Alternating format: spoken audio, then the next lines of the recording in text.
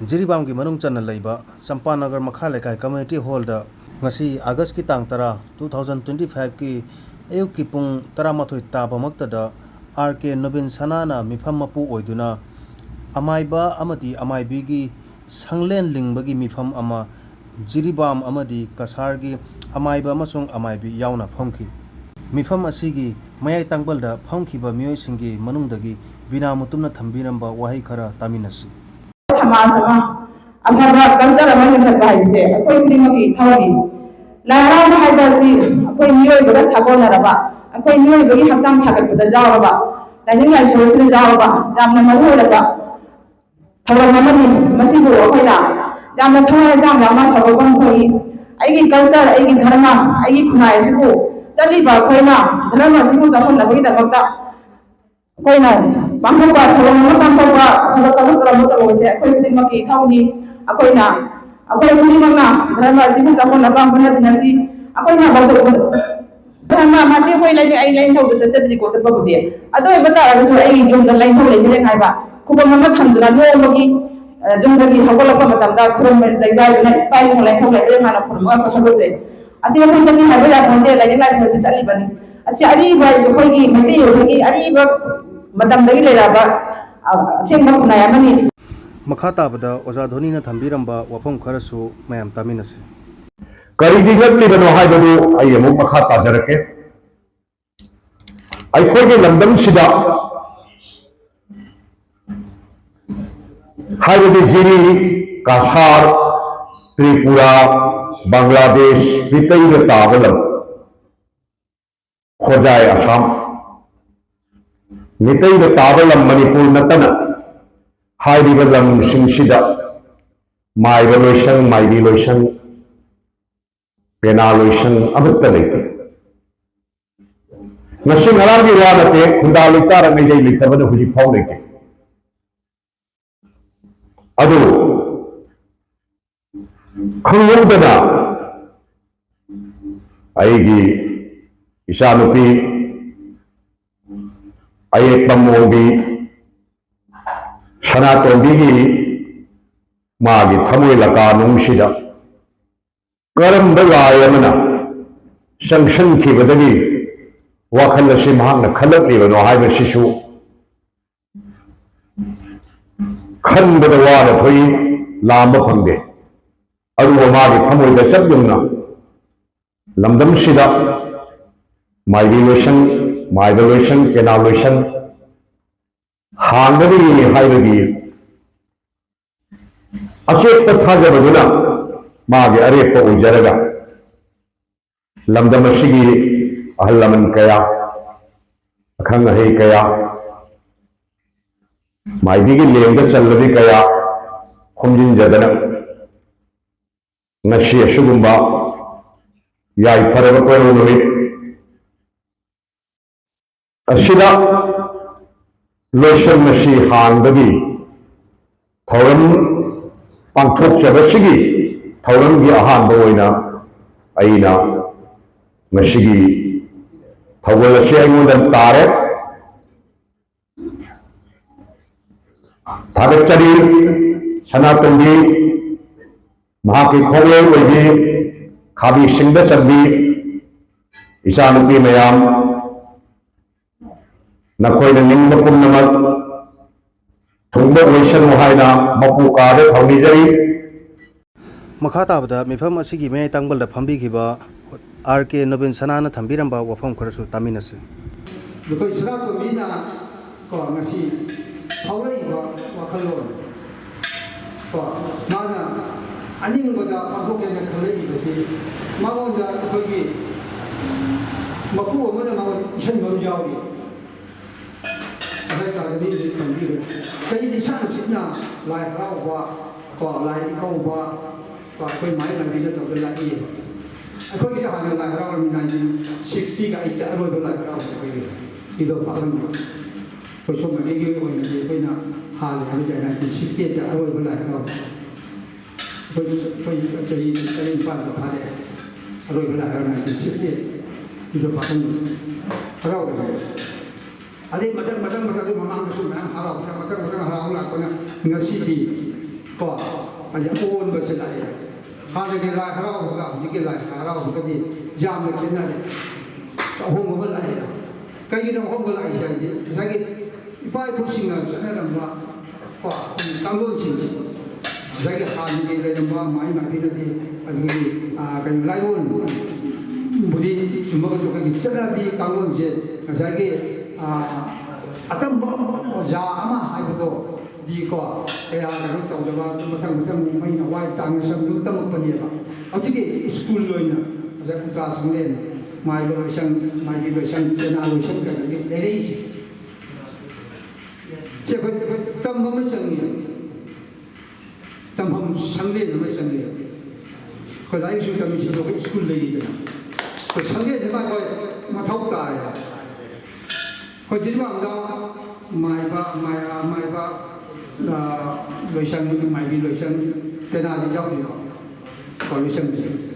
เช่นอันนี้มาทำตั้งตัวจับตรงนั้นพอดีไปมันตาได้ผมพอจะเข้าใจเดี๋ยวมาเช่นในนี้เช่นคุยมาทำได้คนมาก็ยังผ่านไปอิรักเช่นยิ่งยิ่งเป็นสิ่งที่ดีที่ตลาดมันน่ารักสุดนะคนผ่านไปอิรักทวีเต้าวีเอาไว้จะผ่านมาแล้วแบบทั้งเรื่องเลยที่ไม่ได้นัดกันแบบนู้นนะเชื่อมาละไอ้นี่ประเด็นคนจะดีที่ตลาดมันคอยดูอะไรเลยอะไรอาจจะคนน่ะการที่คุณบ้าสิครับไล่อิรักเกย์ไล่ฮาราโอเกย์ไอ้ภาษาอะไรก็ดีอินทาร์เกย์กว่าไม่ดีเจ้าภาษาอะไรก็ดีอะไรเกย์เป็นอายาหรือมาโลกมันเชื่อมีไม่ดีใช่อะไรเกย์วิชิกับเป็นเพราะฉะนั้นต้องจะดีเป็นตลาดฮาราโอเกย์บางงานฮาราโอเกย์หายไปเลยอะไรเกย์วิชิกับลาตัวนี้จีดีแต่เพราะฉะนั้นจะไม่ว่าไม่บีกี้ก็สมัยนั้นสิเลยภาษาอะไรก็ดีเคยได้ผ่านตะกี้เคยก็ตัวสุดยอดเลยกระชากกันมาจัดการเลยจริงๆไม่มาจริงๆนะนี่เคยสมัยตะกี้ดิสิกาก็จะพิจารณาไม่กี่อย่างจะตัวเนาะไม่กี่อย่างจะตัวเนาะไม่กี่อย่างจะตัวเนาะกันจ้ะเคยจริงๆสมัยตะกี้มาเช่นกี้เคยมาจะไปจริงๆเลยกับตัวเดิมเลยที่ก็จริงก็ไปผ่านตะกี้อายาว่ามันจะยาวกันก็ใจไปกี้กันมาเช่สมัยเช่หันไปกี้ถอนจะไปฟังทุกจับเนี่ยทุกคนเอาเยี่ยมเยี่ยมคนที่อายาแบบเช่คนอาจจะนักชี้ชี้ที่เรื่องนี้อาจจะติดต่อยังเกี่ยวกับจับที่สิ่งที่เรานักชี้ได้ยังจะฟังกี้จะน้องเลยเลยไปผ่านตะกี้การสมัยตะกี้การสมัยตะกี้เราชันตุก็เลยจะอย่างนี้ก็ตะกี้ตัวอายาแบบพี่เรามาทุ่มกันสิ่งที่มาข้าวไปทำสุดท้ายจะกันนี่เลยนะไปอินาko convenient na limit ke ba pai pun ma so pagi committee sida member uhen view ha ko pam so jai tham jage aduga pagi mai bi singa anam ba mage thodang hai ko pagi chungi la charamara to namin ba alang do paramba adona tungan ba amani to na tapi da pa ki sim pam jidi lai hlau ba lai ko ba kasam sanga ba asan no ina maru ba thodang ne adu mai mai sing na adi dang ke no pe ki khang ke da ba hai ta ne ja ma ke no ni da cham cham ba ka ta ni adu lai hlau ba sing na pai ma lo ke no ni to lai hlau ba si khissa ma mang se hi ko shatabdi hai ta mari gi adu ai da kang lei pa ka king thau ai na palan ba kha ba le khai na hau do ba ni lai hlau hojik tagi thar ga di hojik ka thar ga di chai lising ani ga sabi ko ngai da shatabdi mari gi mamang gi chai chambi ni kista booking ni pa basiga do pilami ai na ko na lai ta ko ne jai adu ka matang la ko na kista lising ma chabluk chuna ma pan la khage mana kang lei pa ka min tho na pa ni da lai harau jam na sapat ki hai na theng adu ko le na kang lei pa ka ho hi ji lai harau ba makhal le si tat harau ni la ro makhal ji tat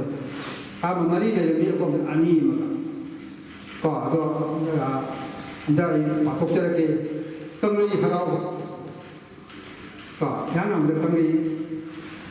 da harau ni ani su bada kapching harau awun su bada mayang harau di chakpa phayen harau shakmai harau amasung andro harau sinya amda manade kangon je manade leun phun ma ju manade ko asumba kanglo ga si koina samye da sida ko da kamgado ri basi kanglei harau kanglei harau ki kangon koina ko sigi ji ko ji ko ki no da chale je ko ki atei ji ko ki kanglei harau ko ma de ji da ji pangtui basi ukal gi se kanglei harau ko ado kanglei harau gi chana bi se ne koina ji ukal gi makha ko no ji ka chali ba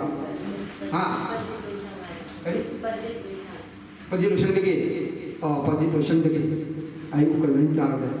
Padilusan lagi ayah baca pamatung dah kerja handuk sebagai cara. Ada lagi mana? Masagi lah harau wajah kerja cepat payung harau jadi jauh je. Kau ada lain ni situ kau macam kami luar je, nama ada.